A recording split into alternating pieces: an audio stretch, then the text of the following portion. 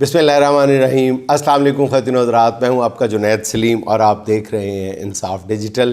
ناظرین، آج مجھے دوبارہ آپ کی خدمت میں صرف اس لیے حاضر ہونا پڑا کہ میری نظر سے ایک کلپ گزرا جو مجھے 2 دن پہلے کسی دوست نے بھیجا تھا، لیکن میں اپنی مصروفیات کی وجہ سے وہ دیکھ نہیں پایا تھا، بلکہ 2-3 کلپس بھیجے تھے۔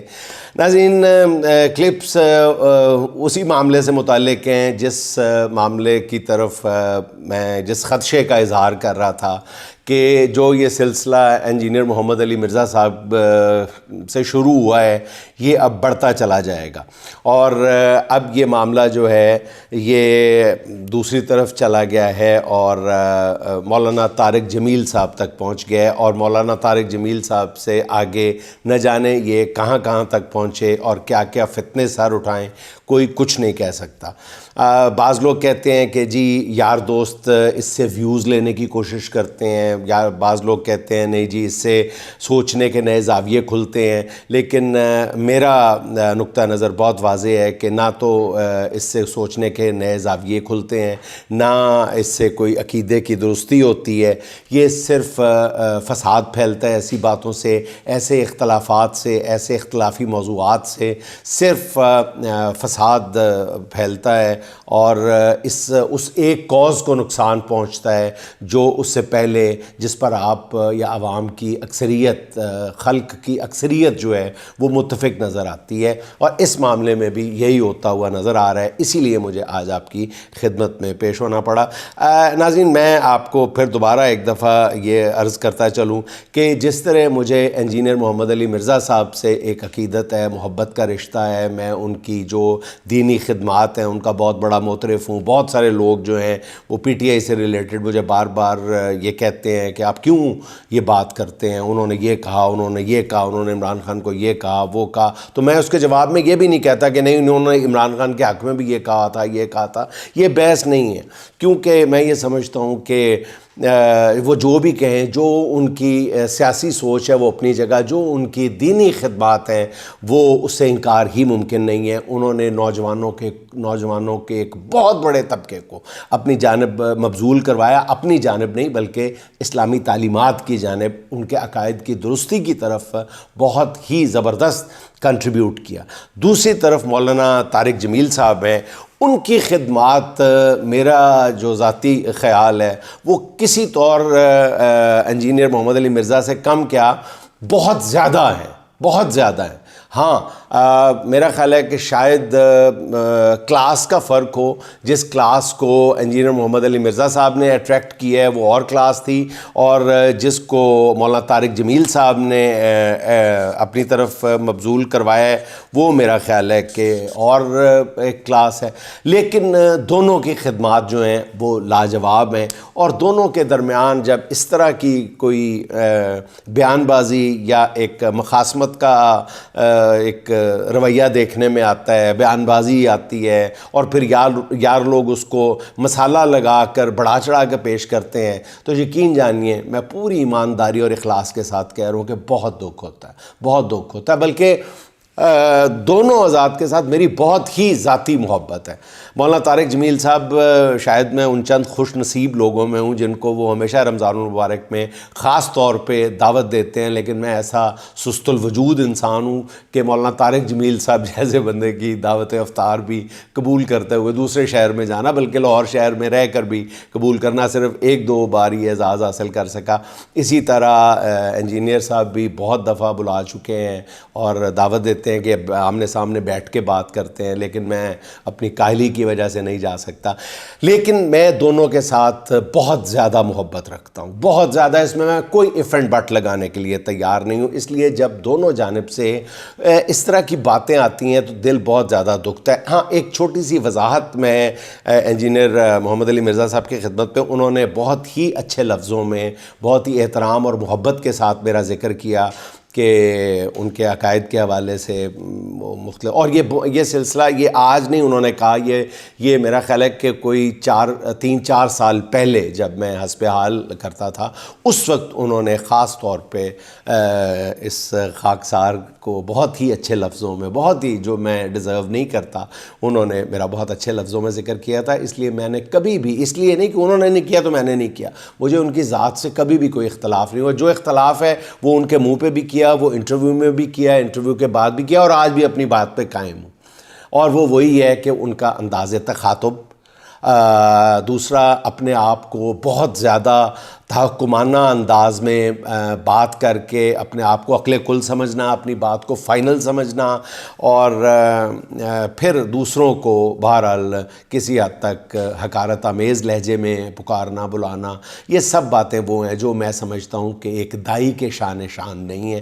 لیکن اس کا قطعی طور پہ یہ مطلب نہیں ہے کہ اور ان کا جواب یہ ہوتا ہے، میں پہلے بھی کہا تو ابھی بھی میں نے تازہ ترین ان کا ایک بیان سنا ہے جس میں وہ یہی کہتے ہیں کہ جناب علی میں نے ان باتوں سے اسلام کا پیغام پہنچایا اور بہت سارے اس کے بغیر ممکن نہیں تھا شاید. تو میں یہ سمجھتا ہوں کہ اگر وہ دھیمے لہجے میں عاجزانہ انداز میں بات کرتے تو شاید ان کی مقبولیت جو ہے وہ اس سے 10 گنا زیادہ ہوتی. دوسری طرف مولانا طارق جمیل کا جو معاملہ ہے وہ یہ ہے کہ وہ بہت ہی دھیمے لہجے میں بات کرتے ہیں، وہ سب کے لیے وہ قبولیت کا درجہ رکھتے ہیں، اس لیے وہ مقبولیت کا بھی درجہ پا گئے ہوئے ہیں. تو اس کا یہ مطلب نہیں ہے کہ وہ مقبولیت کا درجہ ان کے پاس نہیں ہے. اب کس کے پاس زیادہ ہے، یہ کوئی الیکشن تو ہے نہیں، لیکن میری ذاتی رائے یہ ہے کہ مولانا طارق جمیل صاحب جو ہیں وہ اب کوئی ریفرینڈم تو ہوا نہیں ہے، اب یہ بھی کوئی سٹینڈرڈ نہیں ہے کہ جی فیس بک پہ یا یوٹیوب پہ کس کے لائکس ہیں، کس کے ویوز زیادہ ہیں، یہ کوئی سٹینڈرڈ نہیں ہے. اس لیے میرے لیے یہ جاننا مشکل ہے. البتہ میں مولانا طارق جمیل صاحب کی بھی بعض باتوں سے اختلاف کرتا ہوں. میں مولانا طارق جمیل صاحب سے جو سوالات پوچھے گئے، ہمارے محترم دوست ارشاد بھٹی صاحب نے جو سوالات پوچھے، ان میں سے بہت سارے سوالات وہ ابھی بھی میرے لیے سوالات ہیں. ان کا تسلی بخش، تشفی بخش جواب جو ہے وہ میرے لیے کافی نہیں ہے. میں اس کو تسلی بخش، جیسے صرف عمراء کو دعوت دین دینا، اور اس کے جواب میں طارق جمیل صاحب کا یہ کہنا کہ میں ایک بہت بڑا رفائی پروجیکٹ کر رہا ہوں جو غریبوں کے لیے ہوگا. تو رفائی پروجیکٹ جو ہے وہ تو اور بھی بہت سارے مخیر لوگ کر رہے ہیں. آپ کا کام ہے کہ مولانا کہ بغیر کسی تخصیص کے عام آدمیوں کی دعوت پہ، عام لوگوں کو دعوت و تبلیغ کا کام آپ اس شد و مد کے ساتھ نہیں کرتے، ان لوگوں کے فنکشنز میں، ان لوگوں کے پروگراموں میں نہیں جاتے جو بہت زیادہ صاحب ثروت نہیں ہوتے. یہ میرا آپ سے ایک گلہ ہے. اور ایک دو اور جو آپ سے سوالات پوچھے گئے ہیں وہ بھی بہت حد تک ٹھیک ہے کہ آپ حکایتوں کا سہارا لیتے ہیں، آپ قصے کہانیوں کا سہارا لیتے ہیں. تو یہ بھی ایک کسی حد تک آپ کا جو جواب ہے وہ مجھ جیسے نالائق سے طالب علم کو مطمئن نہیں کر پایا. لیکن دوسری طرف اگر میں یہ کہوں کہ اسلام کے قریب لانے میں، لاکھوں کروڑوں مسلمانوں کو اسلام کے قریب لانے میں آپ کی جو خدمات ہیں وہ لاجواب ہیں. تو اس کے جواب میں آپ دو چار کوئی ایسی اگر قابل اعتراض باتیں تو وہ کس میں نہیں ہوتی، وہ انجینئر صاحب میں بھی ہیں، آپ میں بھی ہیں. اس لیے خدا کے لیے میں نہیں چاہوں گا، کسی طور بھی نہیں چاہوں گا کہ دو جید عالم دین جو ہیں، جن میں سے ایک جو ہے وہ دوسرے کو اپنا استاد بھی مانتا ہے، وہ ایک دوسرے کے ساتھ اس طرح کوئی مخاصمانہ رویہ رکھیں. البتہ کچھ باتیں ایسی ہیں جو سیاست سے جب ٹچ کرتی ہیں تو اس پہ مجھ جیسے نکمے طالب علم کو بھی بولنا پڑتا ہے. جیسے مثلاً اس سے پہلے ایک انٹرویو میں ہمارے انجینئر محمد علی مرزا صاحب نے جہاں پر جس پہ میرا بولنا فرض بنتا ہے، ان سے جب یہ پوچھا گیا کہ جناب کیا آپ یہ سمجھتے ہیں کہ عمران خان نے جیل بہادری کے ساتھ کاٹی ہے؟ انہوں نے کہا ہاں کاٹی ہے، لیکن وہ جو گرفتاری جب دی ہے تو اس وقت میرا یہ کہنا بنتا تھا کہ وہ اسی طرح گرفتاری دیں. پھر جب ان سے یہ پوچھا گیا کہ کیا نواز شریف اور مریم نواز صاحبہ نے بہادری کے ساتھ جیل کاٹی ہے، تو اس پہ ان کا جواب جو تھا مرزا صاحب کا بڑا مجہول تھا، بہت ہی ڈھیلا ڈھالا سا جواب تھا. جب ان سے یہ کہا گیا کہ وہ ڈیل کر کے باہر گئے ہیں، وہ سارے سب کچھ لوگوں کے سامنے ہیں، لیکن وہ جو مرزا صاحب اس کا واضح جواب نہیں دے سکے. پھر اس سے بھی بڑا جہاں پہ میں سمجھتا ہوں کہ زیادتی کر گئے ہیں انجینئر صاحب، وہ یہ کر گئے ہیں. میں صرف سیاست کی بات کر رہا ہوں، میں دین کی بات نہیں کر رہا، میں دونوں کا نہ ہی کمپیریزن کر رہا ہوں. کوئی موازنہ، میں موازنہ کرنے والا کون ہوتا ہوں؟ میں دونوں کا عقیدت مند ہوں. میں تو صرف سیاست کا طالب علم ہوں، اس لیے دونوں کی سیاسی باتوں تک محدود رکھوں گا خود کو، اور سیاست کا ہی موازنہ کر رہا ہوں ناظرین. پھر ان سے جب یہ ارشاد بھٹی صاحب نے پوچھا کہ جی 8 فروری کو الیکشن میں دھاندلی ہوئی ہے تو آپ اس بات کو مانتے ہیں؟ تو انجینئر صاحب آپ کے ارد گرد قرآن اور حدیث اور مختلف دینی کتابوں کے ڈھیر پڑے ہوئے تھے. ان کے درمیان میں بیٹھ کے جب آپ یہ کہہ رہے ہیں کہ میرے پاس کوئی ثبوت نہیں ہے، میں کیا کہہ سکتا ہوں، تو مجھے افسوس ہوا. یقین جانیے کہ مجھے افسوس ہوا.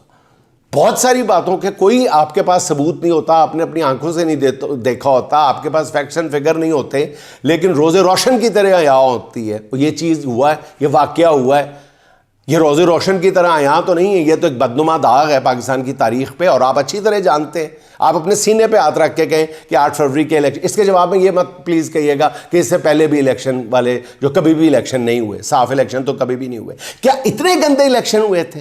کیا اس طرح کاغذات نامزدگی جمع کروانے والوں کو مارا پیٹا گیا تھا؟ کیا اس طرح کاغذات نامزدگی لے کے پھاڑ گئے؟ کیا اس طرح فارم 45 اور 47 والوں کو ذلیل کیا گیا تھا؟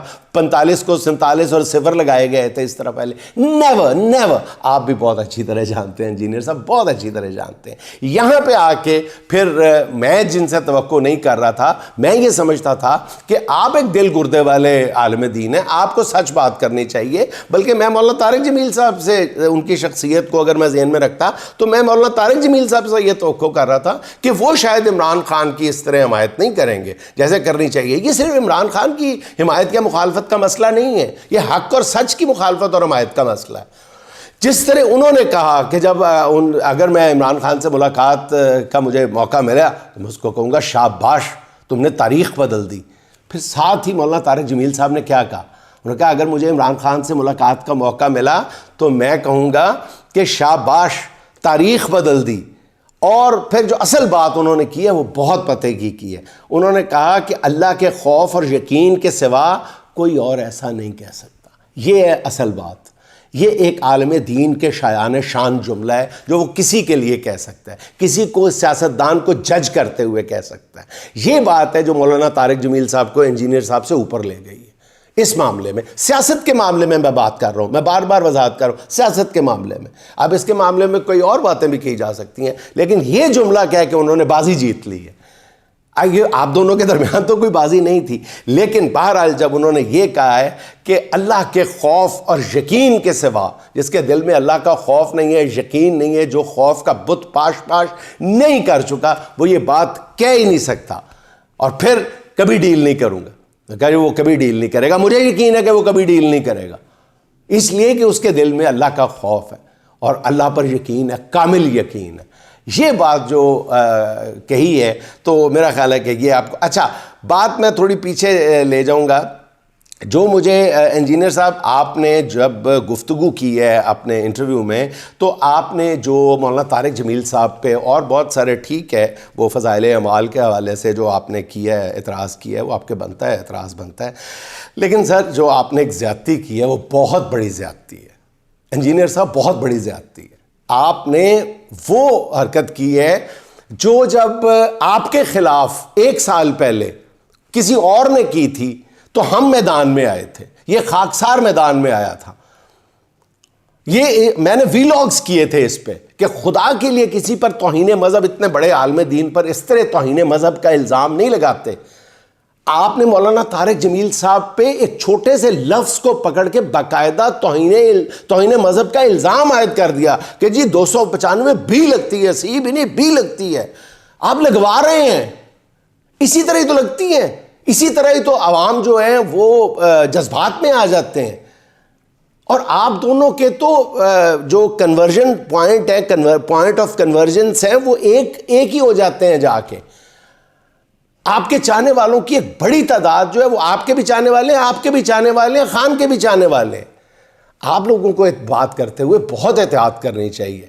آپ نے مطلب کیسے یہ کہہ دیا کہ جی وہ، اور جملہ کیا تھا کہ جی انہوں نے اپنی گفتگو میں بھٹی صاحب کے ساتھ اپنی گفتگو میں طارق جمیل صاحب نے کہا کہ جی آپ کو تو بخاری کا بخار چڑھ گیا۔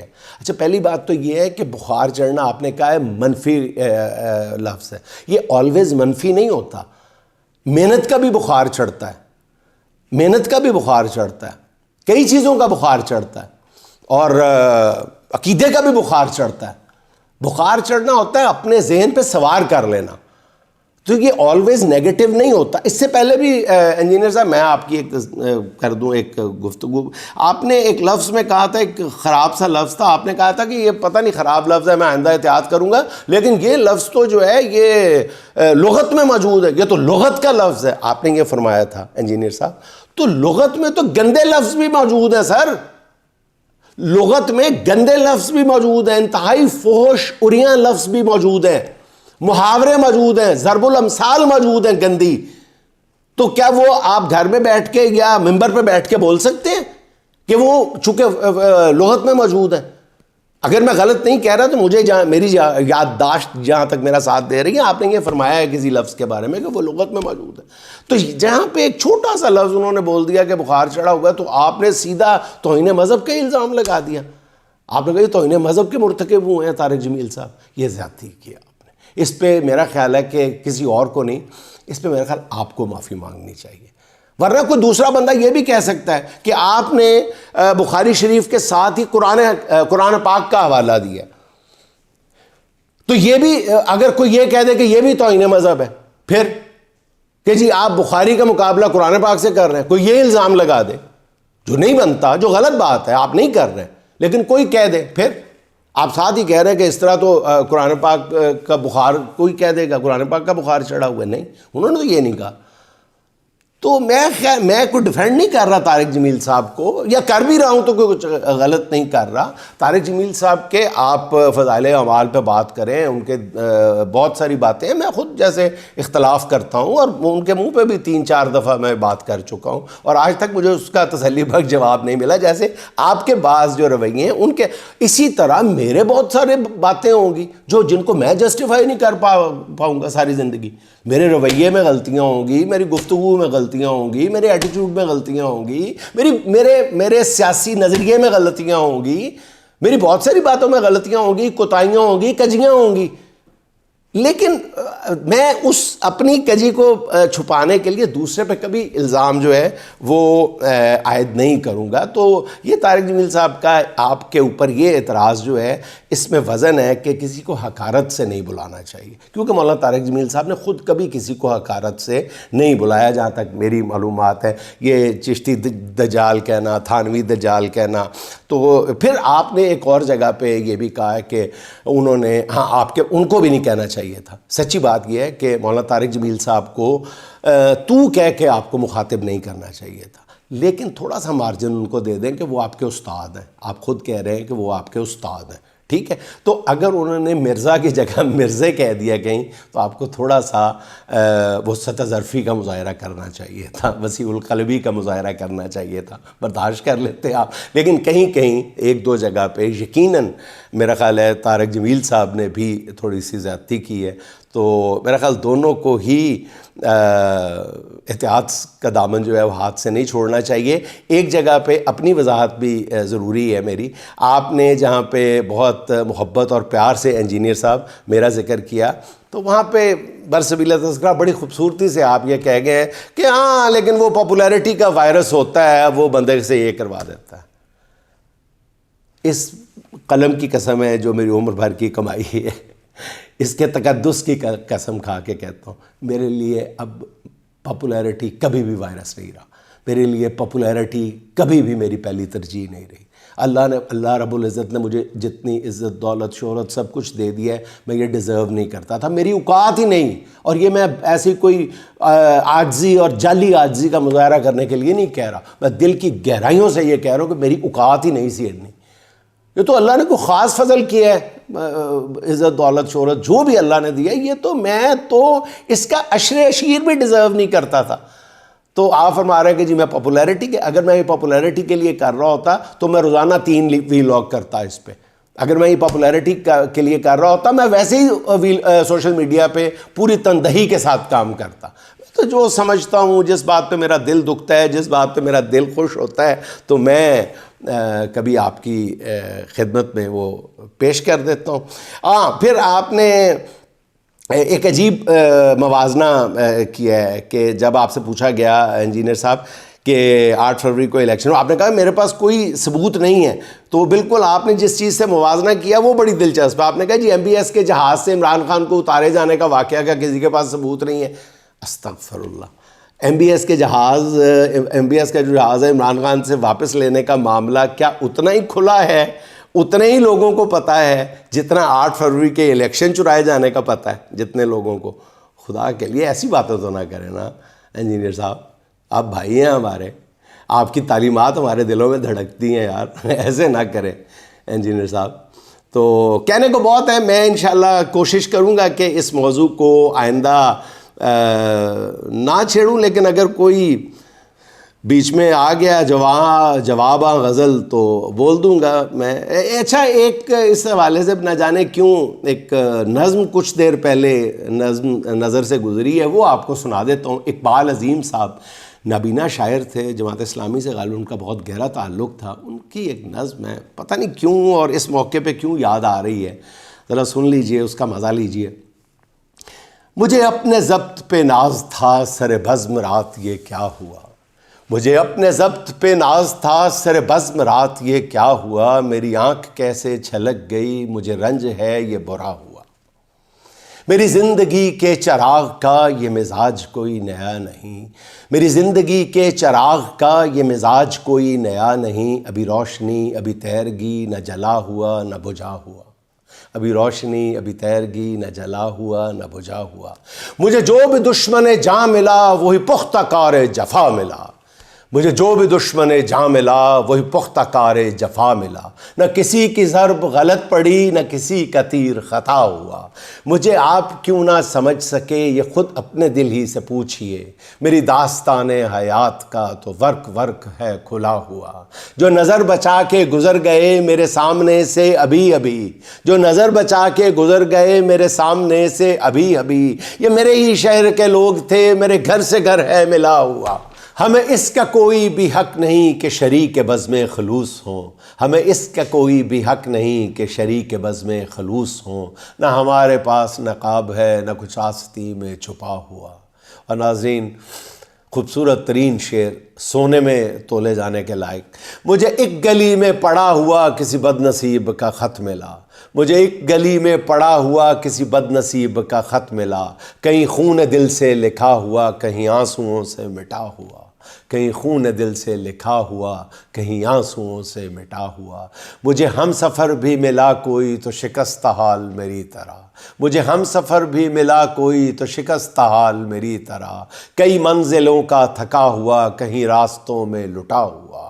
ہمیں اپنے گھر سے چلے ہوئے سر راہ عمر گزر گئی, ہمیں اپنے گھر سے چلے ہوئے سر راہ عمر گزر گئی, کوئی جستجو کا صلہ ملا نہ سفر کا حق ہی ادا ہوا, کوئی جستجو کا صلہ ملا نہ سفر کا حق ہی ادا ہوا.